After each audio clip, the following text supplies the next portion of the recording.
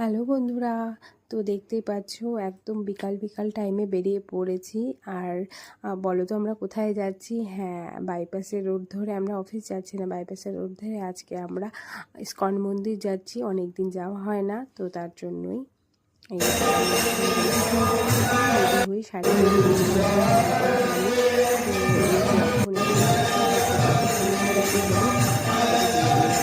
সবাইকে প্রসাদ, তো এই যে দেখতে পাচ্ছ আমিও প্রসাদ নিয়ে নিয়েছি। আর তারপরে ইস্কন মন্দিরে ওখানে কয়েকটা দোকান ছিল, তো সেই দোকান থেকে একটু গোপালের জন্য কয়েকটা জিনিস কিনে নিয়েছিলাম এইবারের জন্য। আর সেগুলোই মাকে আর হানিকে বলছিলাম। তো এই যে সব কিছু দেখো, তোমাদের সাথে আরও কিছু জিনিস কিনেছি, যেগুলো সব কিছু তোমাদের সাথে ভিডিও করতে পারিনি, যেহেতু ঠাকুরের যে সব কিছু বেরও করা হয়নি, একবারে ঠাকুরের জায়গায় রেখে দেওয়া হয়েছে। তো তার জন্য মাকে বলছিলাম, মা বলো তো কি আনছি, গেস করো। মাকে বুঝতে পারছিল সেইটাই খুলে খুলে সব দেখাচ্ছিল, তো তোমরাও দেখে নাও।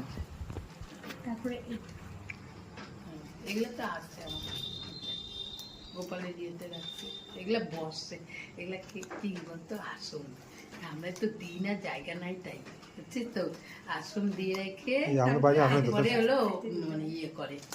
হ্যাঁ, এই যে তোমার গোপালের জন্য আমরা ঠাকুর আসন দাও, তো আমরা লোকের গুলো এমনি বসা করে দাও, ওগুলো নেওয়া যাবে।